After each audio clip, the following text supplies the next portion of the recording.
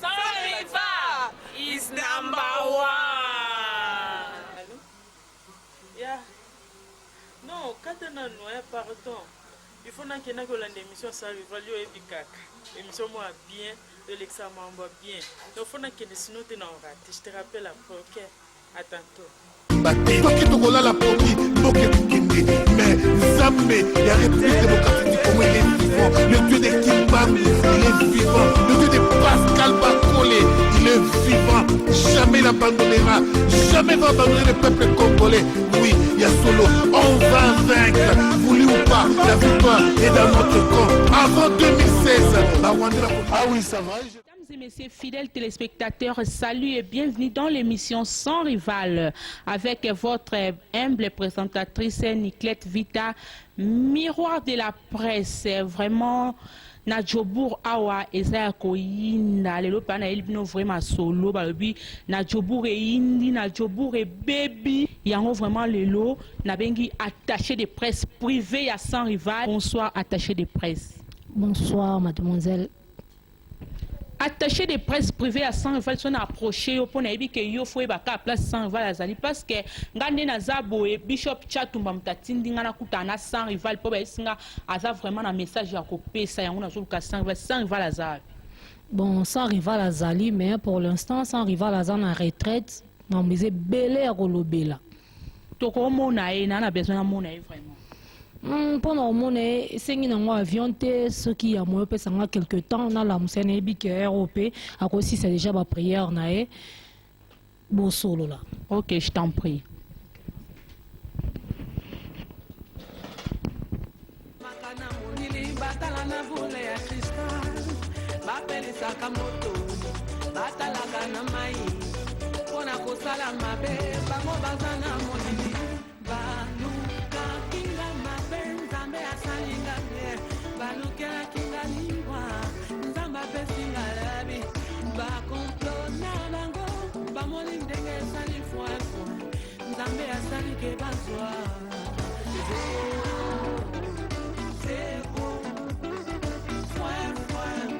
Ah oui, Sans Rival na utozwa message ya Bishop Chatumba awa alobinanga azobenga ona phone azozwa ote yango moninga na ye vraiment na luka oto kutana vraiment opesa la biso ba nouvelles années.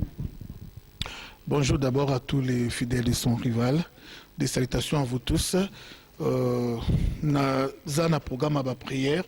Je crois qu'il y a beaucoup de choses qui m'ont vraiment déçu. Je citerai peut-être, il y a des rumeurs qui circulent. Bazoloba que un ngambo moko ya bato bazui mbongo euti epai na Kengwa Dondo, epai na Eluki, epai na Mokolo Mpombo, na bandeko musu mouvancier ba ex-mobutiste pour détruire les combats et puis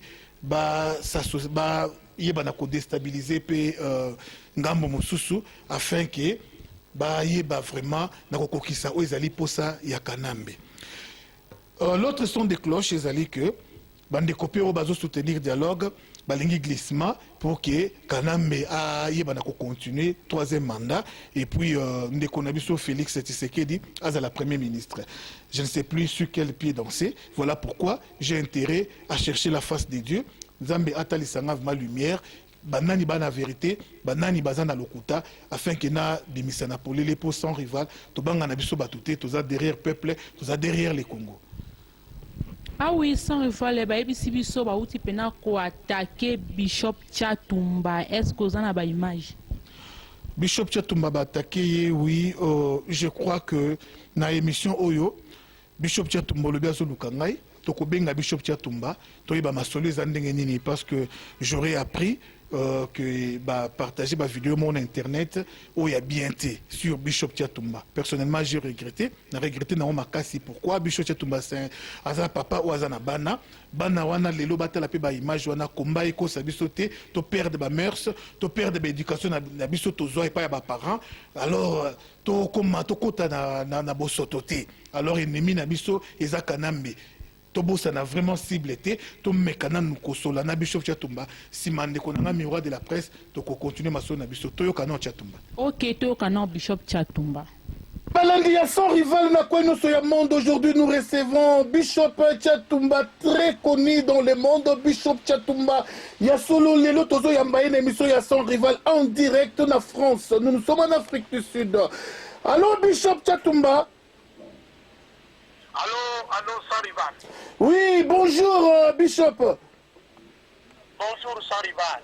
Oui, Bishop, émission et salami suite ya batu oyo balinga kayo. Babengi benginga balobi baza kozwa te na téléphone baza na mitune ebele ya kotuna yo. Alors Bishop Tchatumba, relation na eza ndenge nini na minute oyo na Nzambe, parce que Angola ebenginga iparo uta Angola nga na yeba te bana Angola babenginga balobi yo te ya kuna makasi bayebi yo makasi na Nzambe. Alors balingi bayeba relation na ki Nzambe eza ndenge nini? Merci papa na Angola natika mes jeunes frères, mes enfants, bana nangai ya modi mo pe basé belé entre autres pasteur Onésime le Prince que je salue en passant. Natika batu belé na sala Angola na sala 3 ans en Angola. Angola et Pambola Kangai, na Pambola pe Angola, na garda un très bon souvenir. J'ai beaucoup d'amis en Angola, ba patriarche Kengeli Kabazan Angola, ba Tuyandenge na Ndenge Bazan Angola. Puisque na minute tozali kozali ko benga ngai, Nzambe m'a donné la puissance, la force de dominer le péché.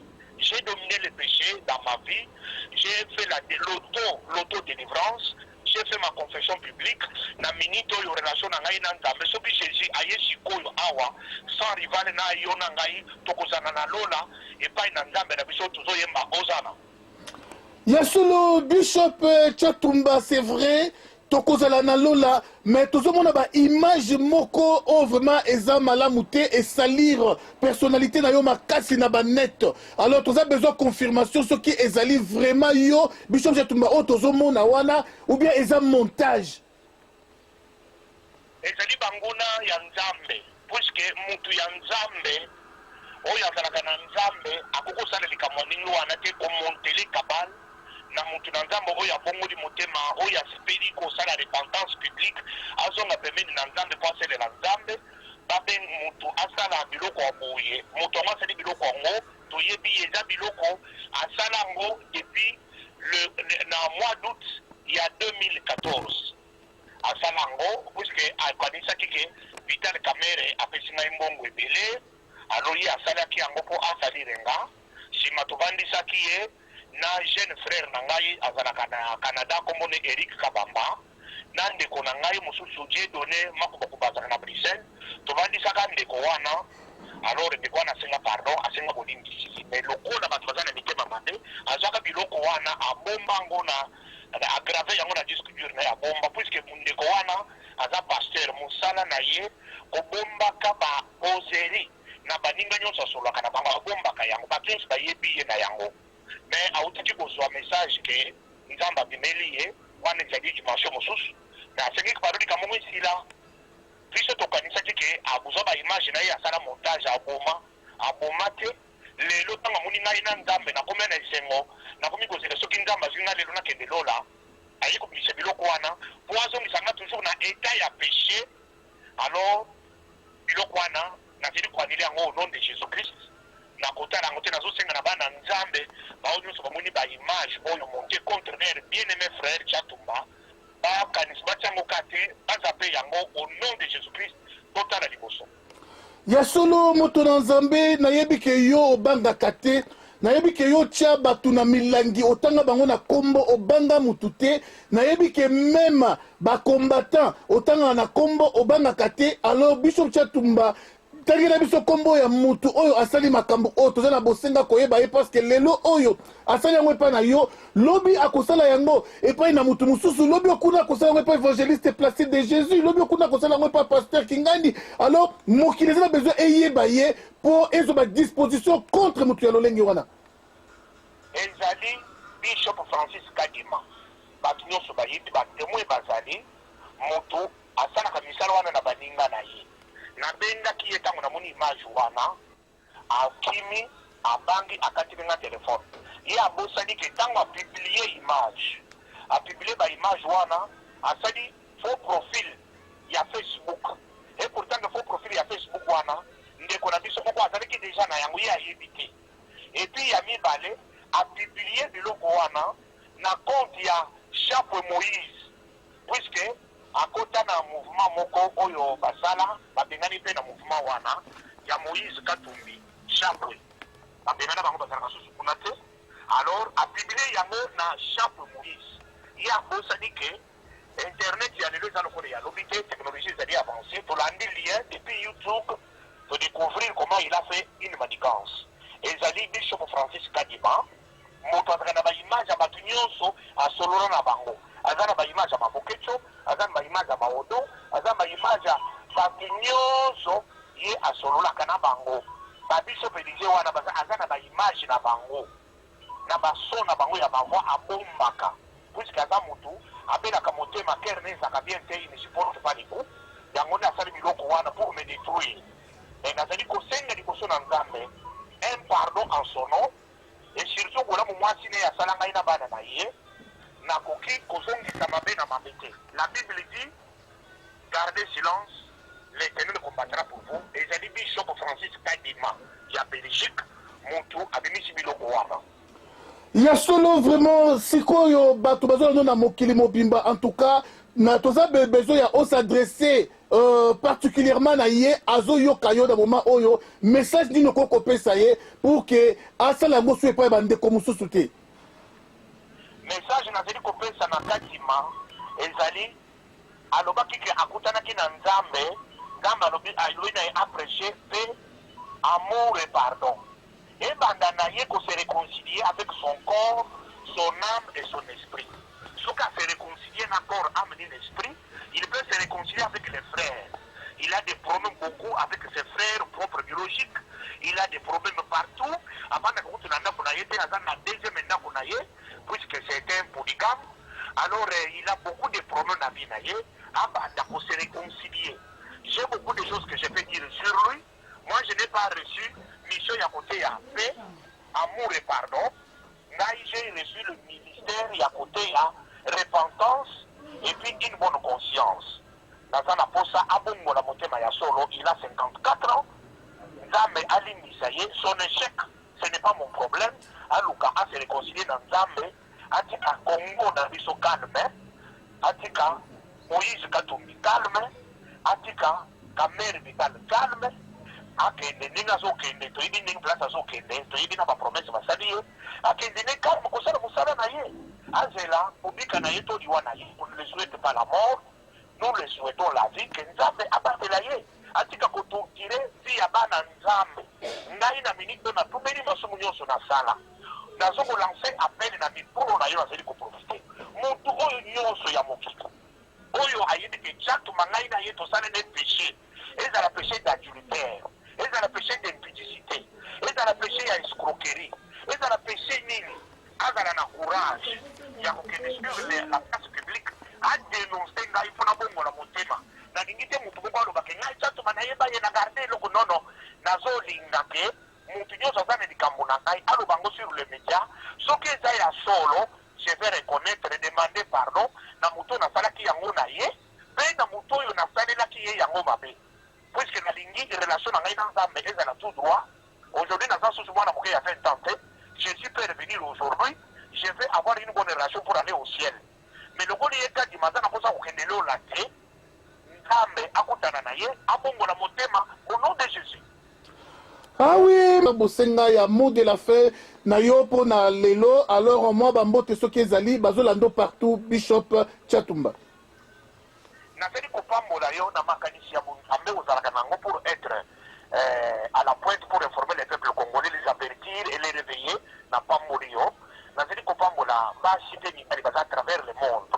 Ceux qui croient en la vérité de Jésus-Christ, ceux qui croient au pardon de Dieu, ceux qui croient à l'amour sincère de Dieu, biloko na betisi bango mabaku balimisa ngai sincèrement mutu nyonso amonaka eloko wana na oyo ayokaki sango eloko wana alimisa ngai atenir yango konvite ezali biloko okolo oyo asalaka yango na 2014 na août 2014 asengaka déjà pardon que les gens ne mettent pas ça sur mon compte nazali kosenga pardon bato omonaki yango bajuge nga Chatumba ya lelo na baacte ya lelo na maloba ya lelo makambo nyonso eleki ya kala Nzambe a déjà enterré et c'est l'équipe. Na komi Chatumba sika, oyo azali ko préparer nzela ya kokende na lola. na kombo na Yesu.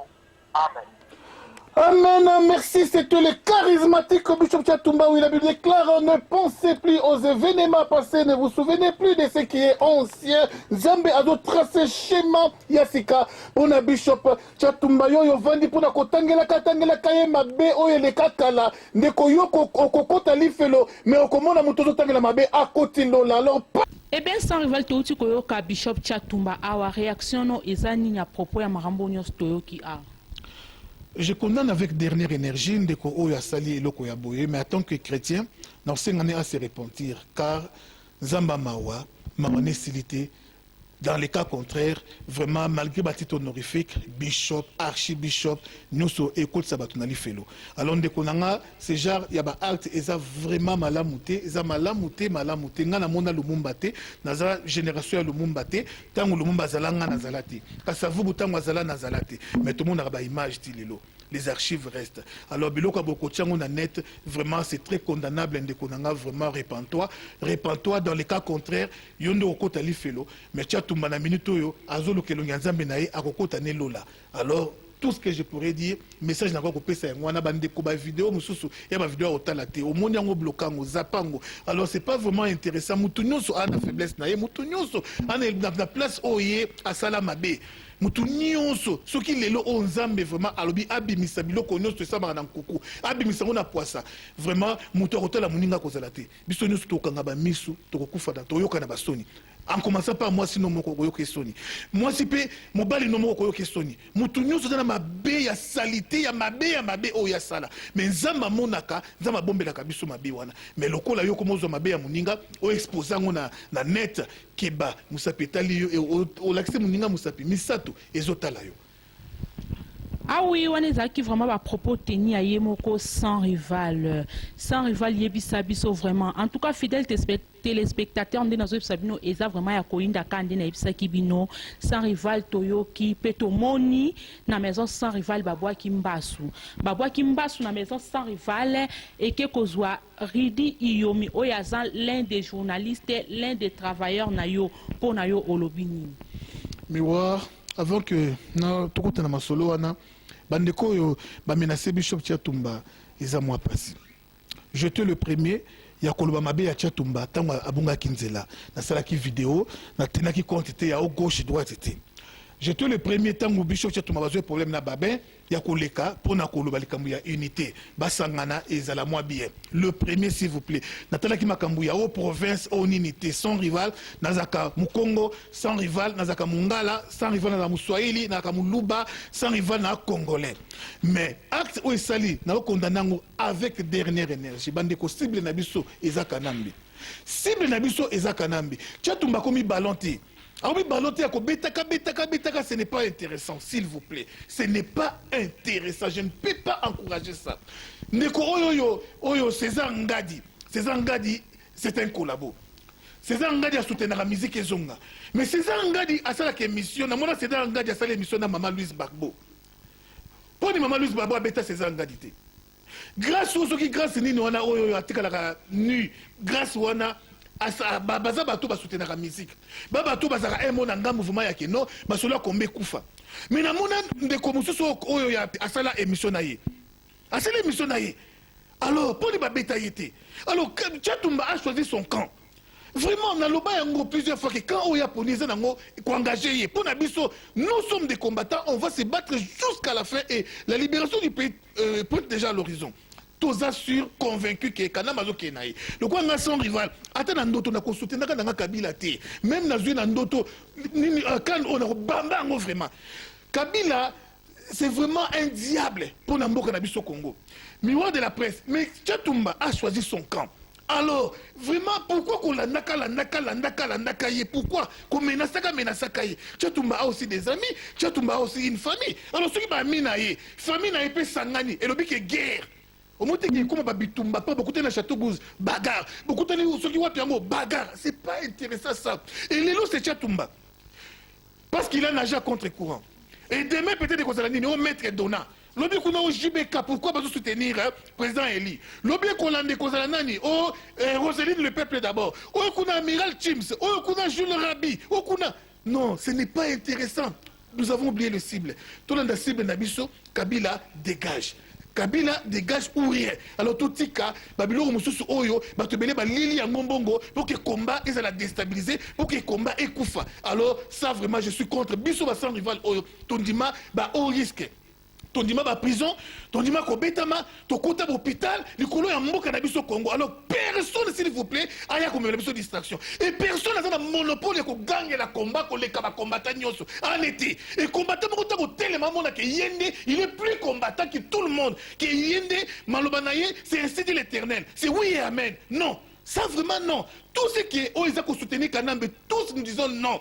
Tout ce qui est ils allaient favoriser la musique, oui mais nous sommes à distraction, tous nous disons non. On n'encouragera pas cela. Les collaborateurs à l'étranger, en tout cas, beaucoup sont lumbe. Parce que vous soutenez les pouvoirs en place. Mais les restes, en tout cas je suis contre. Pourquoi? Parce que les lois de la province, trop c'est trop. Trop c'est trop. Mais sur la province, tout sommes les Cambouana. Alors, Bamiso Soupé, on va soutenir le Congo, tout sommes les Cambouana. On se demande, tout sommes les Cambouana. Vous mettez que vous créez guerre et que les commanditaires nango, Bamokolo en pombo, les commanditaires nango, Oyo, Bazana pouvoir, Kengo, Bako fêter et réussir mission na bango. En tout cas, combattant, je suis contre ça.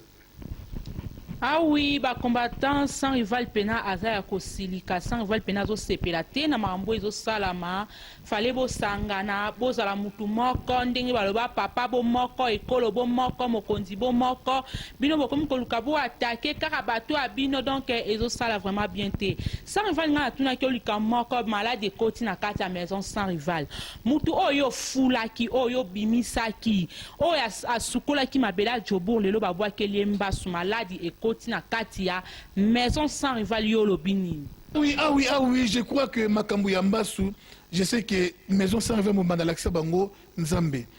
Nzambe Ndebiso total et la Kamakalu Poussa Kango, Totindi Kango et Panzambe. Alors, tout ce que moi je dirais, Bande Kono sur maison sans rival Bolimbisa, Basali Lokoana. Mais Nzambe, Yemoko, ako s'occuper na bango mais ngana singa na bango vraiment bolimbisi ndé naza na retraite awa nzambe vraiment so pas grâce na ye likolo na bandeko wana. J'ai eu parlé avec mon attaché de presse privée Nao a relaté nga ba situation belé que sans rival tu es en train de vivre les uns contre tous. Alors mais je ne suis pas un mais je suis avec Dieu. Alors ils peuvent se réunir bango nyonso bako sangana na Kanambe, na Batunaye, na Batunaye, na Batunaye, na Bantene né en Afrique du Sud, bakona bango sangana. Mettons qu'il y a un Nzambe. Moïse, na Bible a lobby, gardez silence. L'Éternel combattra pour vous. On est là. Mon jeune frère lui dit, ne t'inquiète, on est ensemble. Dieu est avec toi. Oro Bika. Merci sans rival kende na vraiment kopema kende ko continuer retraite na yo. Merci pour la présence na yo. Merci beaucoup. Merci pour notre soutien à Bato Ebele, bapesinga intention de prière na bango. Media Medina, Nicolas Sur Miezi, Rosa Chibiji et Longona Ndekonanga évangéliste Placide Wayambo. Il y a solo vraiment tous ensemble, sans rival Nazarananga Mungala, sans rival Nazaranga Mouswahili, sans rival Nazaranga Congo. Na réunion à Congo, tout na Francis Matoumou na babengi leader à Congo na diaspora mobimba ça sous Afrique du Sud mais à diaspora mobimba. Alors à mon akanga na participer à la réunion à Congo. Alors ndeko ya Soreband oyo pasteur Salomo wa kambaka bato bandundu na mboko à mon akanga na participer à la réunion à bato bandundu jumsu batuna mais sans rival yo to yebakate oza muto wapi au juste naza congolais naza ba mboka nyonso. Alors merci. Ah oui, merci. Na profité pour ça merci na Curtis Walton Zambiontawa. Na pesi merci pas na papa Philippe Vundankonde motema ya mama Bibiche. Na zanga moté na katia plateau oyo na zana concert na ngai. El Nao attaché de presse privée. El Nao. Poussa na tobeta na ma solo babi. Mutu mbongo moko mutu moko azosunga bato abimi na kati ya Afrique du Sud awa mutu moko ya maboko pete mutu moko ya volonté a se manifester na kati ya Afrique du Sud awa azosunga bato El Nao yo lobini. Ouais, kande to yoka wabi mutu mbongo amninga na oti. So za mutu mbongo photo yoka oleka na micro na biso loba vraiment to confirmer vraiment mamba bien zo sala mana ebike attaché de presse privé bosentir kaka te babie pomena leader bakongo babi Francine Matumona batambongo mutambongo nayebi ke bofungoli mato bozana mposa boyoka aza nani mama Niclette balobi yo nde osimi masolo me kana okotangela biso discours yango ya mutambongo bato bazana mposa bayoka ye. Ah oui, chers téléspectateurs, vous savez bien comme moi que l'actualité sur notre pays est dominée par certains événements majeurs dont la question du développement, de la paix et des élections. Si certains d'entre nous croient que la responsabilité de changer le Congo est une tâche réservée au gouvernement, ils se trompent. Beaucoup d'entre nous, Congolais, surtout de la diaspora, se sont engagés dans différents mouvements pour exprimer leur désir d'ajouter une pierre pour rebâtir notre si beau pays, le Congo. Pour ne pas retomber dans les erreurs du passé où les pourvoyeurs de fonds devenaient des faiseurs de rois, il nous faudra développer une nouvelle approche qui rend les peuples responsables de l'avenir du pays. C'est dans ce sens-là qu'il nous faut déjà commencer à connaître et penser aux potentiels investisseurs congolais. Nous avons remarqué qu'ici, en Afrique du Sud, par exemple, il y a des Congolais riches qui œuvrent dans les domaines d'investissement. Pourquoi ne pas les appeler au pays pour investir et rebâtir leur business comme ils l'ont fait ici? Nous prenons le cas de M. Likbinene Mulopwe, qui est un des plus grands investisseurs congolais dans le domaine minier, logistique, immobilier, alimentaire et industriel. Ces patriotes congolais construisent des complexes d'habitation avec des appartements qu'il fait louer et qu'il vend aussi. Il fournit les matières premières dans la région de l'Afrique australe à travers plusieurs pays dont ses partenaires et grandes entreprises de l'Afrique du Sud, Zimbabwe, Zambie, la République démocratique du Congo et d'autres pays accords par exemple. Mulopwe construit des dépôts de carburant pour revendre aux distributeurs dans les régions où le carburant est rare partout en Afrique australe. Il met des trackers gros camions pour faciliter les transports grandes marchandises dans plusieurs pays de l'Afrique. Il fournit les groupes électrogènes des capacités industrielles aux concessions, sites et entreprises. Présentement, Likbinene Mulopwe travaille sur un projet d'alimentation des stations de traitement et de distribution d'eau potable dans certains milieux ruraux de l'Afrique australe. Au Congo, il appuie déjà les initiatives agrovétérinaires dans les Katanga et Kasaï où ces fermes œuvrent une bonne partie des besoins alimentaires de populations vivant en milieux ruraux. Lik Mulopwe est installé en Afrique du Sud à cause de la stabilité de l'économie et ouverture du marché. Cependant, il ne se limite pas seulement au pays de Mandela, il étend ses investissements partout en Afrique et dans son propre cher pays, la République démocratique du Congo. Voilà l'exemple d'un patriote qu'il faut approcher. Pourquoi ne penserons-nous pas aux telles personnes pour l'avenir de notre pays? Peut-être qu'il y a d'autres businessmen comme lui. Le Congo a besoin de ses dignes fils pour son avenir. Les combats que les peuples mènent aujourd'hui, surtout dans la diaspora, ne peut trouver des réponses que si nous avons des Congolais puissants, honnêtes, patriotes qui prennent les secteurs économiques en main. Les Congolais de l'Afrique du Sud ont surnommé Likbinene Mulopwe comme chef. Son exemple nous captive et nous encourage les autres Congolais de la même trempe de se faire remarquer. La communauté congolaise en Afrique du Sud soutient la prise en charge du destin du Congo par les investisseurs nationaux. Ceci est un appel même au gouvernement en place de chercher les bonnes personnes avec qui il faut faire le business. Donc, elle n'a aucun nazoloba mutoyo aza mutumoko très important na katambo cannabis. Donc, li qui vient ne mulopwe aza mutu oyo azotia ba moyen na ye Angers a diminuer taux ya chômage na kati ya monde donc tout le bana monde pour azokota daba pays moko à côté déjà partout pourquoi pas na kati ya Congo na biso na besoin bato aboye mutu alongoli chômage liki binene mulopwe azapena mutu akosimba mutu ako soutenir au moins liki binene mulopwe na azani na posa te batia yo na gouvernement wat mais ayane kala posa asunga batu el nao. Ouais, lik mulopo toyoki yo babi prêtre à danger. Vraiment ba mbote belena balandi tout ya sans rival. Babi wa attaché des postes privés. Tant qu'on ba privé ne bi ke ba jaloux, ba mi kie. Ba mi kie lik mulopo et aux enfants na besoin on a plateau na psoto solo la to babi fara te. Na pesi mbote na général nanga babi bo sangani ebele contre ye mo mais boy ba ke to abiso mo roté nzambe liboso te bulali bo abana.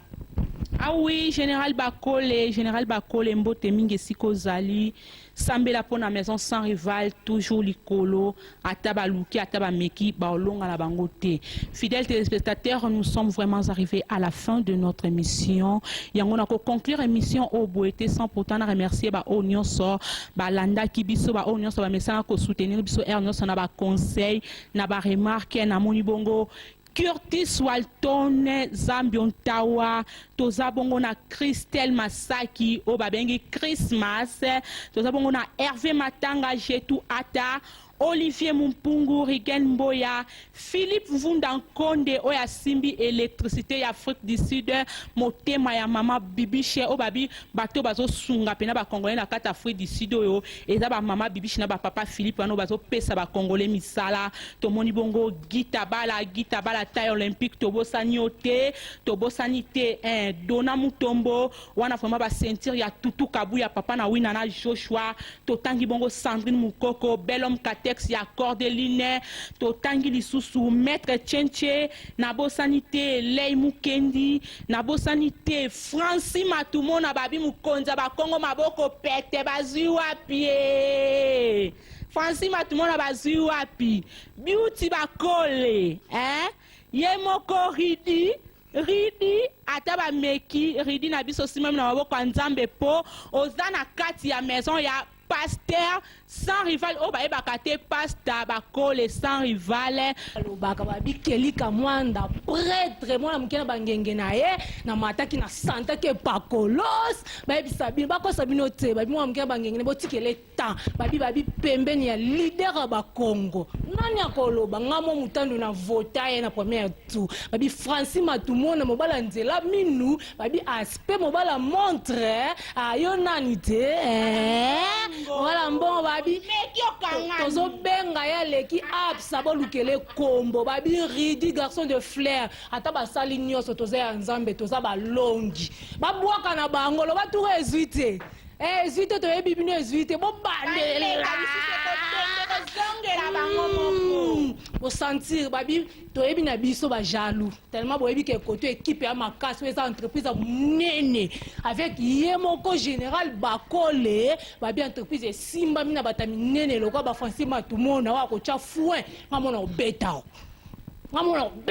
yo bo sangana kande bo sangana mo bakisa mikie babi aza le grand baoba babi leader azalaka moko bemission mpe ezalaka moko bino ezalaka moko José Chango nabosani yo te bato tu ya Congo d'abord napesi bino bambote ebele général te Général Bakole Motona Nzambe, l'homme le plus talentueux du monde, l'homme le plus talentueux du média, et Général Bakole Aboebazu